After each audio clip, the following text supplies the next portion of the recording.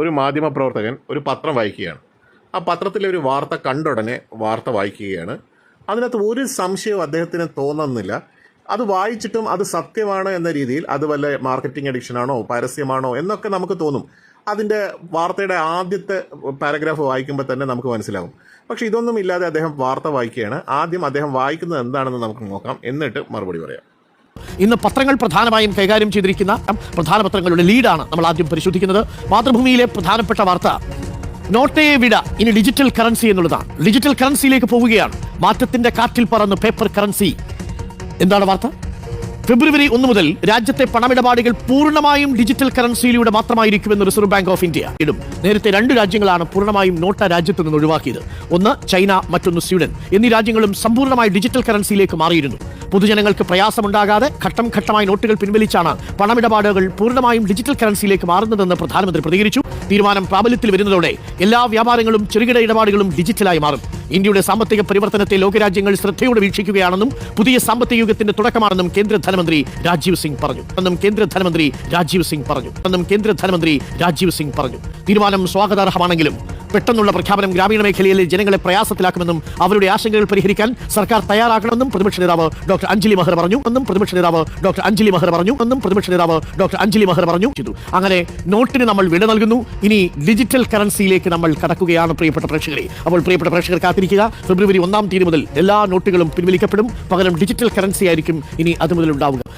നോക്കൂ, ഇന്നത്തെ പത്രത്തിലെ ആദ്യത്തെ പേജിൽ അവർ കൊടുത്തിരിക്കുന്ന ഒരു മാർക്കറ്റിംഗ് എഡിഷൻ എന്ന് പറഞ്ഞിട്ടുള്ള ഒരു പേജാണ് കൊടുത്തിരിക്കുന്നത്. അതായത് 2050 വാർത്ത എങ്ങനെയായിരിക്കും എന്ന് കാണിക്കാൻ ഒരു മോഡൽ, ഒരു ഡെമോ ആണ് അവർ കാണിക്കുന്നത്. ആ വാർത്ത വായിച്ചിട്ടാണ് ഈ മാധ്യമപ്രവർത്തകൻ അത് മുഴുവൻ ജനങ്ങളോട് തട്ടിവിടുന്നത്. അദ്ദേഹം ആദ്യം വാർത്ത വായിക്കുമ്പോൾ തന്നെ ഫെബ്രുവരി 1 മുതൽ ഡിജിറ്റൽ കറൻസി മാത്രമേ ഉള്ളൂ, മറ്റ് ഫിസിക്കലായിട്ടുള്ള നോട്ട് ഉപയോഗിക്കാൻ പറ്റില്ല എന്ന് പറയുകയാണ്. നാളെ ഇതുവരെ നമ്മൾ എവിടെയും കേട്ടില്ല. ഇനി 7 ദിവസമേ ഉള്ളൂ, 6 ദിവസം തികച്ചില്ല. ഒരാഴ്ചക്കകം ഇങ്ങനെ ഒരു നടപടി എടുക്കുമോ എന്നുള്ള സംശയം പോലും അദ്ദേഹത്തിന് വരുന്നില്ല. മാത്രവുമല്ല, അദ്ദേഹം അടുത്തത് വായിക്കുന്നത് കേന്ദ്ര ധനമന്ത്രിയുടെ പേര് വായിക്കുന്നുണ്ട്.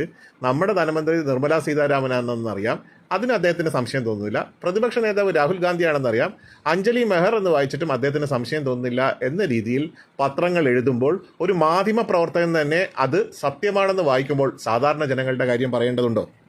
ഒരു മാർക്കറ്റിംഗ് എഡിഷൻ എന്ന് വളരെ ഉറുമ്പിൻ്റെ വലിപ്പത്തിൽ എഴുതുകയും സാധാരണ ജനങ്ങൾക്ക് അത് ചിലപ്പോൾ ഇത് സത്യമാണോ, ഇതെന്താ ഇങ്ങനെ എഴുതിയിരിക്കുന്നതെന്നൊക്കെ നോക്കാം. നമുക്ക് ഈ ഉറുമ്പിൻ്റെ വലിപ്പത്തിലുള്ളത് കണ്ടുപിടിക്കാൻ ബുദ്ധിമുട്ടായിരിക്കും. പക്ഷേ ഒരു മാധ്യമപ്രവർത്തകനെ സംബന്ധിച്ചിടത്തോളം ഇത് കൃത്യമായി വായിക്കുമ്പോൾ ഉടനടി ഫെബ്രുവരി 1 തീയതിയോ അതെങ്ങനെ വരും? ഒരാഴ്ച കൊണ്ട് ഇങ്ങനെ ഒരു തീരുമാനം എടുക്കാൻ, ഇങ്ങനെ ഒരു തീരുമാനം മറ്റേതെങ്കിലും ഘട്ടത്തിൽ കഴിഞ്ഞ 1 മാസത്തിനകം ഈ വാർത്ത പുറത്ത് വന്നിട്ടില്ലല്ലോ. മാത്രവുമല്ല, ഒരാഴ്ചക്കകം ഇങ്ങനെ ഒരു തീരുമാനം എടുക്കാൻ കഴിയുമോ? ഇത്തരം കാര്യങ്ങളിലൊന്നും സംശയം തോന്നുന്നില്ല. കേന്ദ്ര ധനമന്ത്രിയുടെ പേര് വേറെന്തോ പറയുന്നു, പ്രതിപക്ഷ നേതാവിൻ്റെ പേര് വേറെന്തോ പറയുന്നു, അപ്പോഴും സംശയം തോന്നുന്നില്ല. അപ്പോൾ മാധ്യമങ്ങളെ സംബന്ധിച്ചിടത്തോളം എന്തെങ്കിലും കിട്ടുന്നത് വെച്ച് കാച്ചുക എന്നത് മാത്രമാണോ മാധ്യമപ്രവർത്തനമായി മാറിയിരിക്കുന്നത് എന്ന് ഇതിൽ നിന്ന് നമുക്ക് മനസ്സിലാക്കാം. വാർത്തയുടെ സത്യസന്ധത അന്വേഷിക്കേണ്ട, വാർത്തയുടെ കാര്യങ്ങൾ അന്വേഷിക്കേണ്ട, വാർത്ത ശരിയാണോ തെറ്റാണോ എന്ന് അന്വേഷിക്കേണ്ട, കിട്ടുന്നതെന്തും വായിക്കുക, അല്ലെങ്കിൽ കിട്ടുന്നതെന്തും വെച്ചലക്കുക. ഇതാണ് ഇന്നത്തെ മാധ്യമപ്രവർത്തനം.